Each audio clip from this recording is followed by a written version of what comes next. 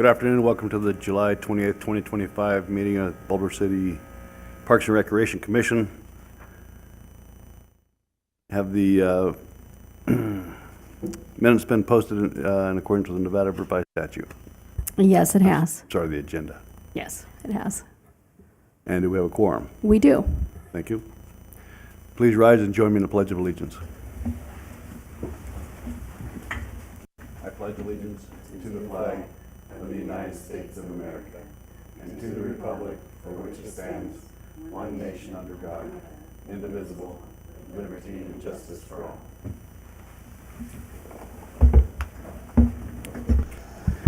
Thank you. Our first item is public comment. Anyone wishing to make public comment may do so now. Anybody in the audience, seeing none, there's also an opportunity to do so on a phone by calling 702-589-9629. Again, that's 702-589-9629. Do we have any written comment? We don't have any written comments for tonight. Wouldn't be reading it anyway, would we?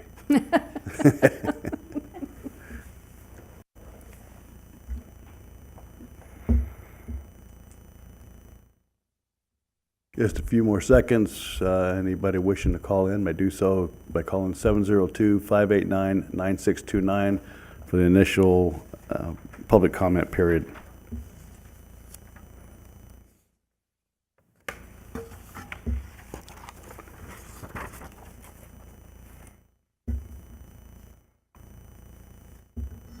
Having no public comment, we'll go ahead and close public comment and move on to the regular agenda. Item number 1 is approval of minutes from our May 19th regular meeting.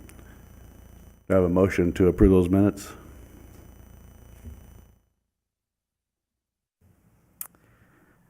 Propose we approve the minutes for the May 19th regular meeting. Okay. I second the motion. Any discussion? All in favor? Aye. Any opposed?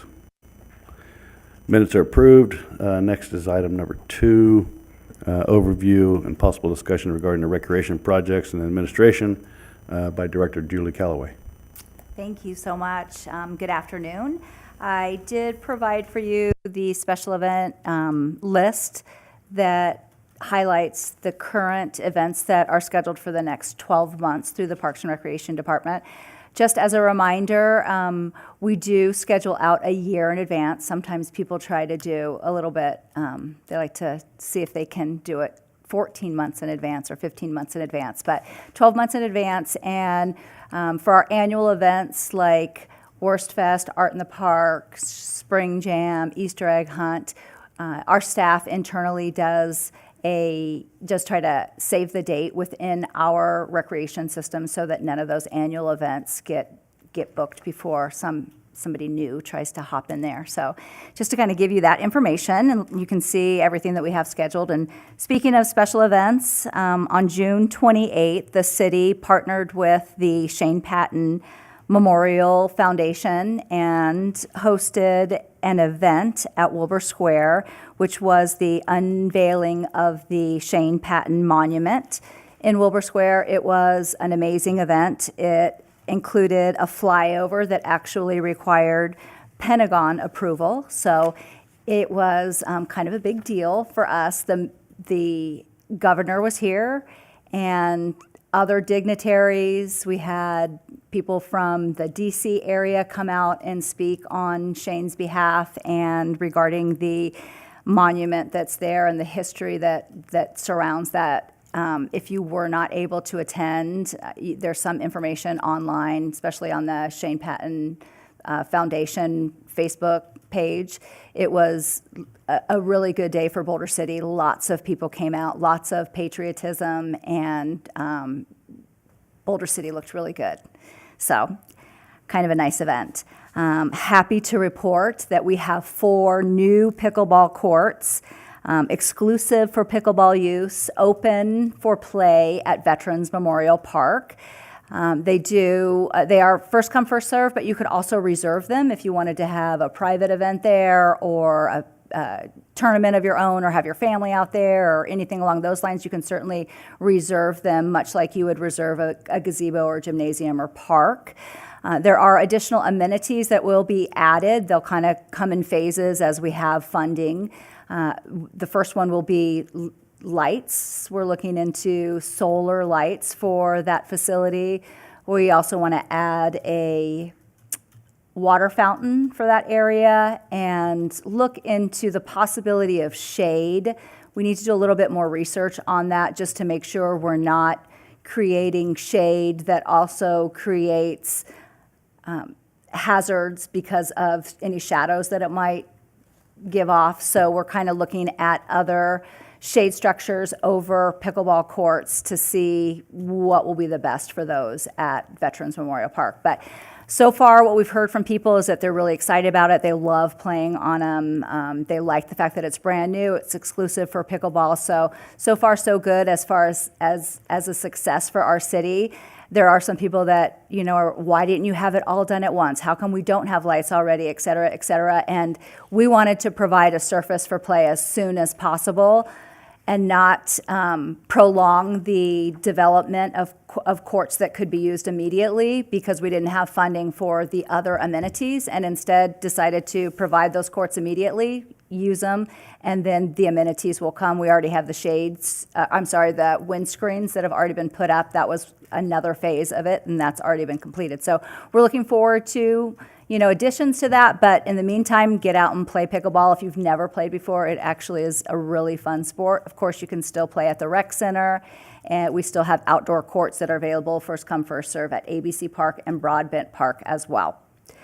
Del Prado Park, if you've passed by it recently, it is still under construction, definitely taking a little bit longer than what we like to see. We did have some issues with delivery of the entire piece of playground equipment and missing some pieces, so we had to put a halt to it during the construction of it, order some more parts that were missing, and then hopefully we'll be moving forward and get that finished as soon as possible. And it should be really exciting for that community. And for any visitors that come through, it'll have a nice new element to it. Regarding the new pool, in July, City Council approved an agreement with VCBO Design Firm out of Utah to start the design of the new swimming pool. It is based on the recommendations from the Ad Hoc Pool Committee. Information is on our website on these projects and any other upcoming projects that we have, along with a place where residents can provide some feedback. There's a little survey in there. If you think that we need XYZ at a park or you'd like to see this or that, there's a place where you can voice your opinion and have that be heard. There's also a large capital improvement survey online as well for any residents that have big projects, capital improvements, anything over $25,000. So for consideration, you can let residents know that they have a means by which their requests can be entered in, and it's on a rolling list for staff to evaluate and see if there's a lot of interest in particular items. Our goal with the pool specifically is to keep it open as long as possible. The design is estimated between 9 and 12 months, at which point construction should begin quickly after that, because we will actually look for a construction company probably within the next few months to work alongside the design firm during the design phases of it to get very accurate pricing of the construction based on the design that is being put forward, so that at the end of the design phase, they haven't designed something beyond our budget. So they'll be working tandemly throughout the process.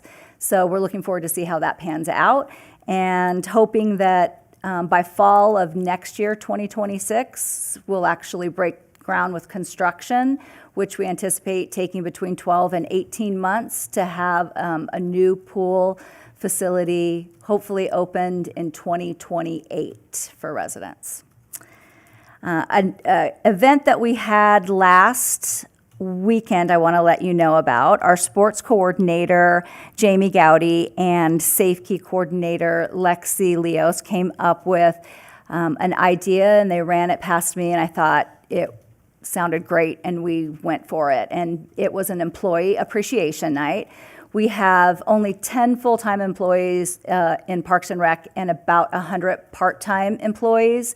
So they wanted to create an event and invite all of our employees, so over 100 employees, just to come spend a couple hours.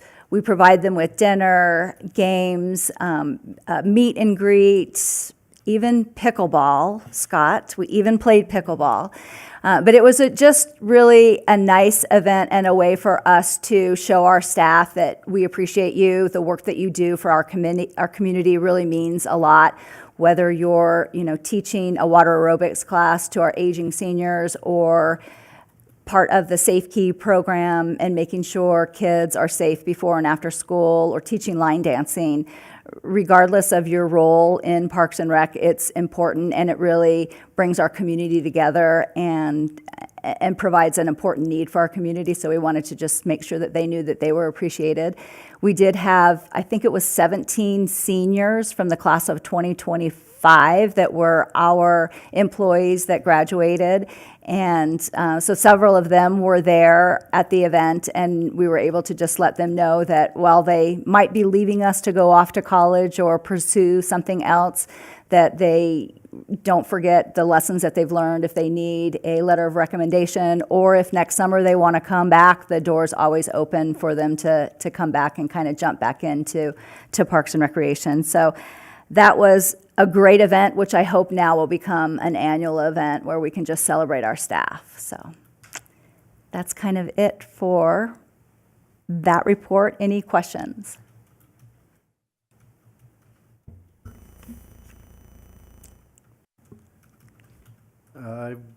We live near Del Prado, so do you have a date for completion that you're looking at that? I sure wish I did. Okay.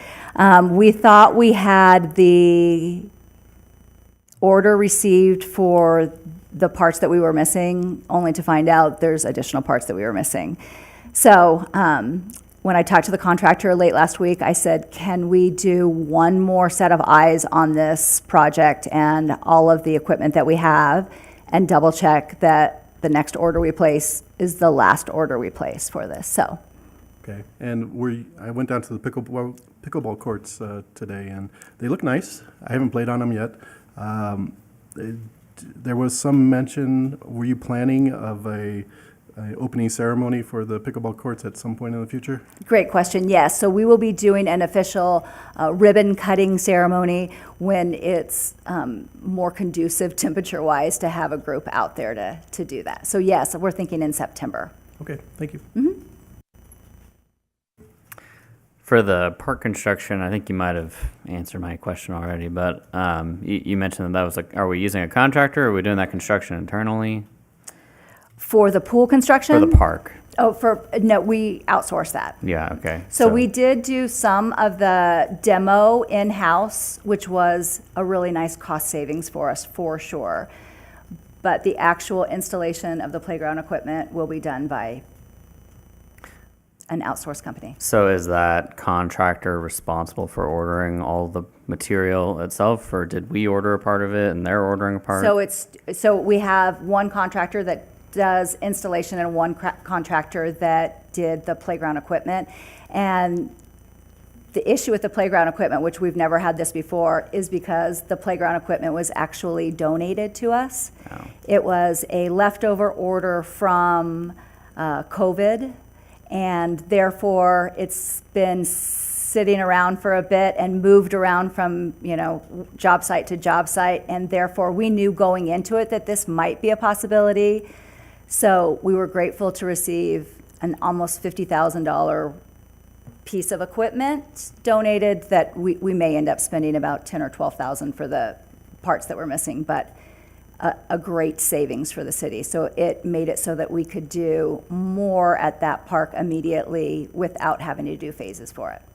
Yeah, that sounds great. Are we expecting a change order from the construction contractor, though, for the delay? No. Okay, good. And then on the pool, what's I guess the plan on the contracting method with the construction contractor? So it is a CMAR, which is Construction Manager at Risk, which is why they would be coming in so soon in the process before the design is even finished. My understanding is this will make it so that the end product and the pricing for that is more in line, it should be somewhat spot on, because the contractor will end up taking full responsibility for the price that he gives. Little to no change orders. Because they're working so closely with the design firm, everybody's on the same page. They're not blankly reading a design that they don't understand where it came from or what the design company intended with it, because they'll be working every step of the way after the first 30% of the design. They'll be working with the design firm to come up with some solid pricing for that, and then in the end, they're responsible for being able to provide it at that price. Okay, cool, thank you. And then, yeah, your appreciation day sounds like a great plan, and you already mentioned you're going to try and keep it up annually, so that's all I was going to mention. So, thank you. Thank you. Anyone else? Okay, move on to item number 3, discussion of the golf courses. I assume that's you also, Julie? Affirmative. So golf rounds and revenues are both steady, both golf courses are doing really well. General summer maintenance does include the almost daily mowing, weed control, irrigation repairs, etc. The bid packet did go out last week for the water conservation, turf removal, and irrigation replacement for the municipal golf course. The bid advertisement closes on August 21st, and the contract should be presented to council in September for approval of the agreement to start construction, which is anticipated to be in November. And the construction will do 9 holes at a time, making sure that the water will be staying on at the course the whole time. There's not going to be issues with the 9 holes that are playable versus the 9 holes that are under construction. So water will be utilized throughout that entire process. Again, 9 holes at a time, and hopefully that construction doesn't take more than 12 months. Very good. That's it. Thank you. Item number 4, matters pertaining to the Recreation Division. And we'll hear from Coordinator Michelle Fuller. I'm sorry, do you mind if can we go back to 3 real quick? Sure. So regarding, I guess, the golf course, I like dabbling my time at both of them.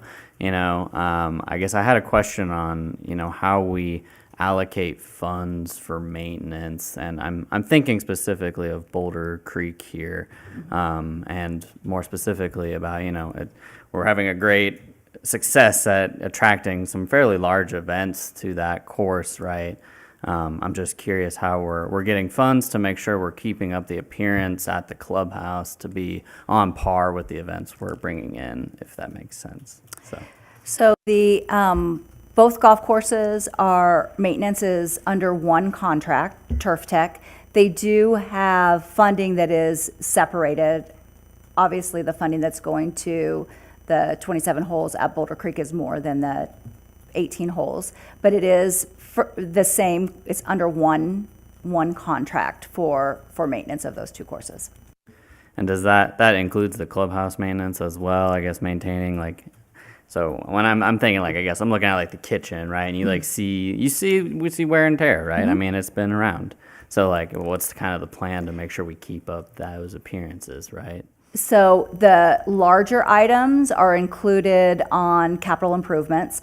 The interior of the clubhouse is maintained partially by Shaper Golf and partially by the city of Boulder City, and then we will contract out as well. Some of the items are owned by the city, some are owned by Shaper Golf, so it just depends. Okay. But for example, recently we redid the carpet in both the clubhouse and in the restaurant, so that was a capital improvement project. We replaced doors, which doesn't sound like it would be a capital improvement project. However, doors are very expensive. So, and then we've also done some improvements in the pavilion. So any improvements like that are typically included in our capital improvement plan, along with large ticket items like the pump stations and vaults and irrigation Okay. at the creek.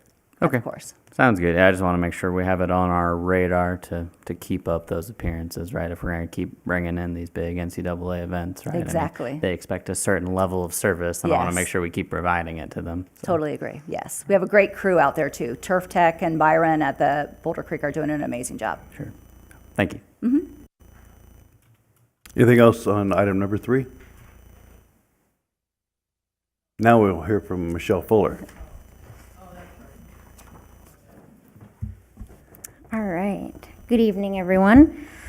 We held our first Jazz at Bicentennial in May, which we saw about 50 people come out. We have the opportunity to host our second Jazz at Bicentennial, Friday, September 19th, from 6 to 8. It will be the same concept. We're going to have a quartet come out. They are mostly locals. And then families can bring their blankets, chairs, come out and enjoy it. It should be cooler weather by then. We're also going to be having a food truck starting at 5 o'clock as well.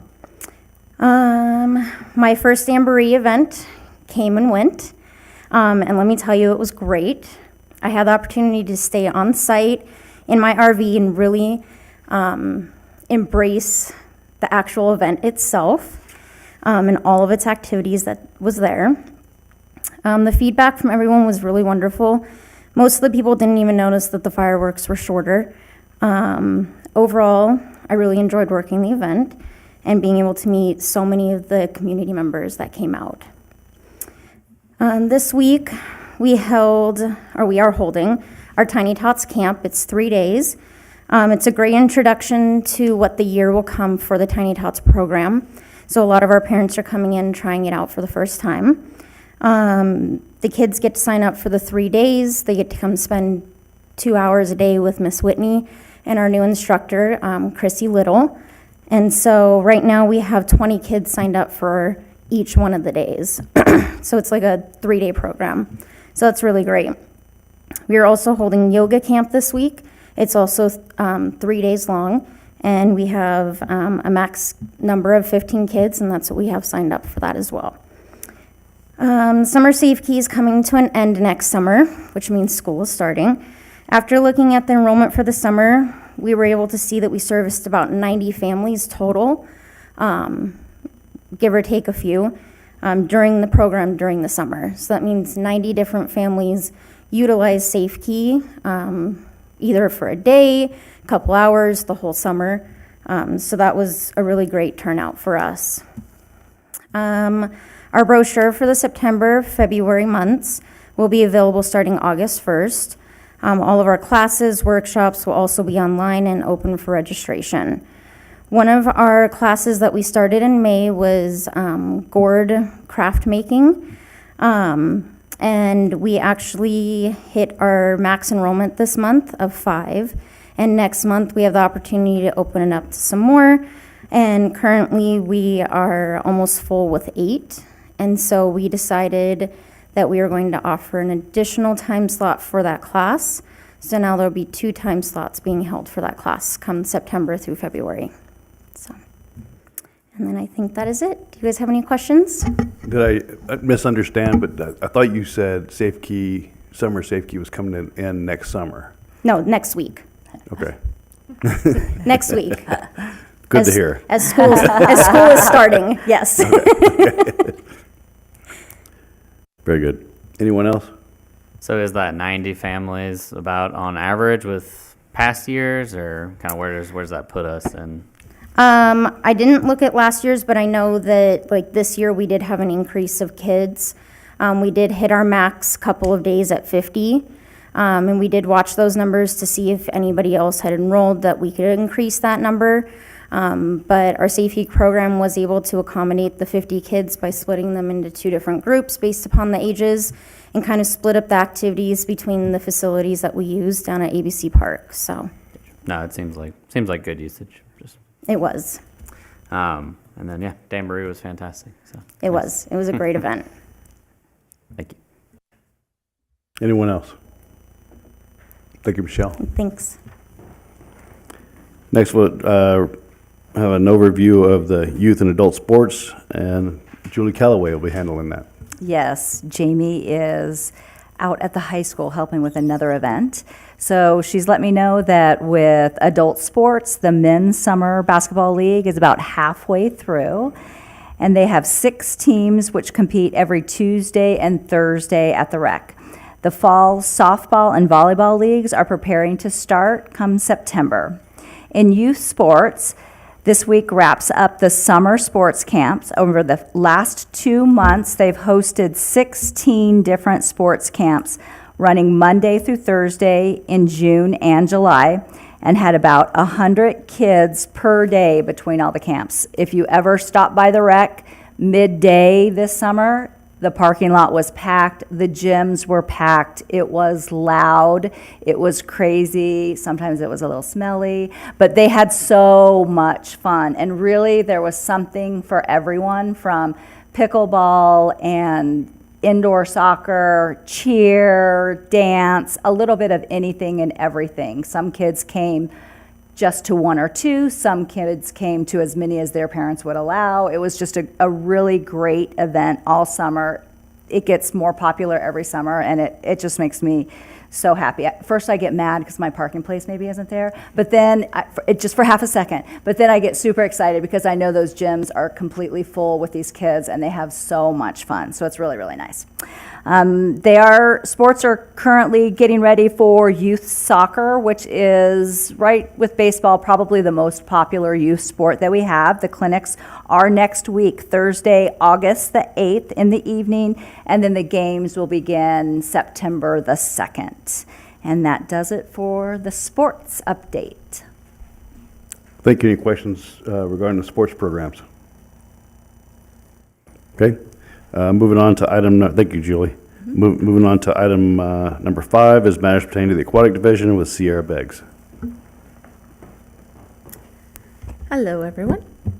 Okay, so we are hiring a handful of new lifeguards due to losing some of our guards back to college, some of them back to high school sports. So we lose some in the fall, get them back in the winter, lose a different group. You know how that goes. And then, so we'll probably be hiring about 5 to 6 just to kind of fill in those gaps here and there. Water aerobics this summer has been very, very popular. We have 3 classes that are completely full at their 25-person max. And then we also have people lining up to drop in every single morning and see if they can get a spot.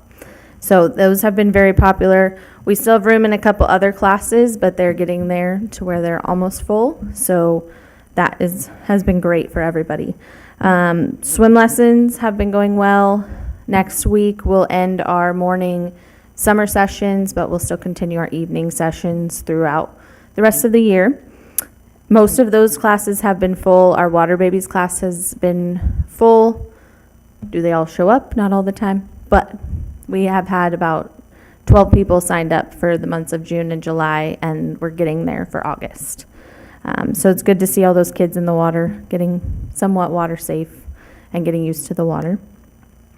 And then we have had an overwhelming amount of people interested in our adaptive learning swim lessons. And so I'm currently trying to get another instructor trained so that we are able to offer more lessons for them instead of only having one instructor that knows how to work with those children. And so far this summer, we've only had 1 5-hour closure for maintenance, so it's been great. But that's all I have. Thank you. Any questions regarding aquatics? Thank you. Thank you. Item number 6 is an overview by Director Callaway again regarding the Bootleg Canyon activities. Well, this time of year, there's not a lot of activity going on up there. But as you can see on the special event master list, we do have some upcoming races starting in September when the temperatures are more conducive for outdoor activities. I do want to let you know that it is kind of unfortunate, but the contract negotiations with the zip line firm have kind of come to a halt. And staff is going to consider posting it again for qualified contractor to come and run that outdoor zip line that's currently up at Bootleg Canyon. If I remember correctly, that was inspected and it's basically in good shape and good That to is, go? that is correct. That is correct. There was just some negotiations in the contract that neither party could concede to. Okay. Any questions regarding Bootleg? So, I mean, relatively new here, but Bootleg, I mean, we've hosted like a USA Cycling regionals or nationals event in the past or not up at Bootleg for downhill mountain bike racing. Not to my knowledge. Okay. Unless that was before me. I'll do a little more research, but it would be interesting if, similar to the NCAA side, we could start attracting like proper full-on USA Cycling events. But anyways, I'll do my own research. Well, I think, and you're right, what we would need is like an outside company that wants to facilitate course. those. Yeah. Because we obviously don't have that skill set, but it's certainly something that if event company came in that specializes in that, it is definitely something we would sit down at the table and have conversations with and want to move forward with it. Yeah. For sure. No worries. I'll So do my own research there. I was just curious. Get the word out, see if we Exactly. can. Thank you. But just without those, the aerial tram system with a contract, who's responsible then for the road and how often does that get taken care of? City is responsible for road maintenance. No. And how often? Maybe twice a year we grade it. It's done by our streets department, Okay. kind of on an as-needed basis. And we knew that more traffic that's up there, obviously, the more you need to maintain the road. So, I guess semi-related to that on the River Mountain Trail system there, you know, we had some decent rains kind of in the spring, right? And so, you know, you get runoff of course of the soil, right? You know, who is supposed to remove that, or is that the public in general, or is that our maintenance groups? Or so if it is within Boulder City, it would be our streets department. Okay. So we love for users of the River Mountain Loop Trail to let us know when there might be issues, where there's issues. Okay. That way we can and get it that's taken care of. C-click. Is it the C-click? It can't, it honestly, let's say it was you. Yeah. You can just email me. Okay. That's honestly, that's the easiest way, and then I can get it to the person who it needs to address it. Fair enough. But yes, you could always do C-click fix. Thank you. Just one, I don't know if you can talk about it or not. Was there anything about the infrastructure with the zipline company that they were asked to do? The infrastructure that's there is completely sound, solid. We had a structural engineer that specializes in those come out and give it the seal of approval. Was there something about restrooms or other buildings that were to be constructed? No. Okay. Thank you. You're welcome. Anything else on Bootleg? Hearing none, okay. Move on, our item 7 is Parks and Recreation Commission reports. Opportunity for each of us to report anything related to Parks and Rec Department. Anyone want to start off?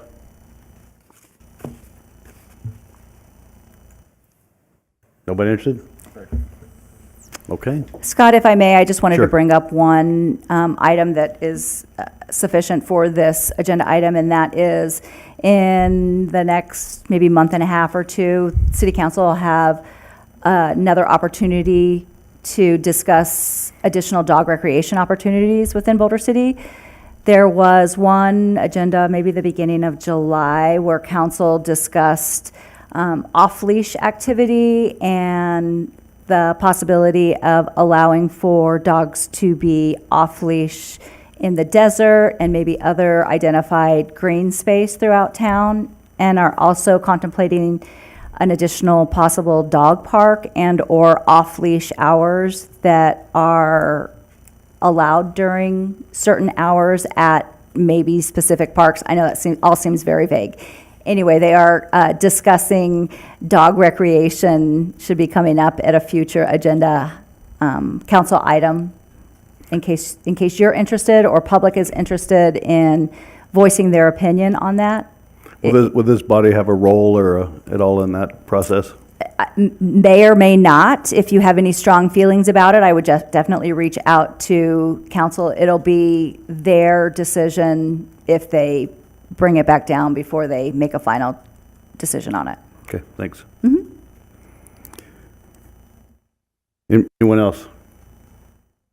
All right. I would just like to thank Parks and Rec for Jazz in the Park in Danbury and partnering with local community groups and putting these events on, and look forward to more future events, like more Jazz in the Park, even though there were a handful of people. It starts out small, but hopefully more people will come out. Thank you. We're excited that we already have another one scheduled for September, because we did receive from the community rave reviews for those that attended, and quite frankly, we didn't advertise it a whole lot because we don't really have staff for special events in our office, but we knew that this was something that we wanted to do for the community and didn't want it to blow up and us have more on our hands than we needed. So we're excited for how the first one went, that there was positive feedback from it, and look forward to the next one and inviting more people out to come and enjoy it. So thank you. Thank you. Anyone else? Okay, we'll move on to our final public comment. It could be on any subject. If anyone wishing to speak may do so by calling 702-589-9629. Again, that number is 702-589-9629.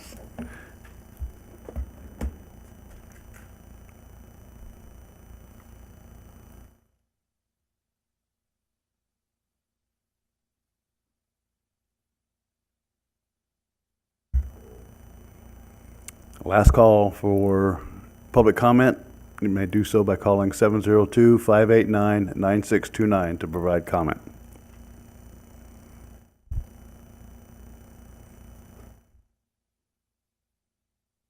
Okay, hearing no callers or nobody in wanting to speak, we'll go ahead and close public comment, and with that, we'll adjourn the meeting.